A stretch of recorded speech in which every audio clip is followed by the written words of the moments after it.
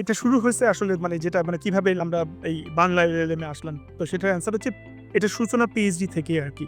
তো যখন আমি পিএইচডি করি আমি যেটা বলছিলাম যে আমার টপিকটা ছিল ইনফরমেশন রিট্রিভাল। যেটা মোর একাডেমিক টার্ম।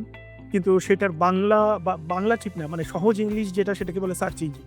মানে আমরা গুগল বলতে যা বুঝি, রাইট? এখন প্রশ্নটা হচ্ছে যে গুগল তো অনেকদিন ধরে ছিল। ১৯৯৮ সালের দিকে এস্টাবলিশ তারপরে ২০০০ আই থিংক ১০ এর পর থেকে গুগল অনেক রিয়েলি পাওয়ারফুল হয়ে গেছে। সো আমি যখন জয়েন করি ২০১৪ দ্যাট ওয়াজ আ টাইম যেখানে Google already kind of superior in the field. But still academic পিপলরা চেষ্টা করছিল যে তাদের unique application from information retrieval site কি করা যায়। পাশাপাশি ইয়াহু এমন একটা সিচুয়েশনে ছিল যে মানে দে গেভ আপ এবং তারা বলল যে আচ্ছা মানে গুগল হ্যাজ ওয়ান।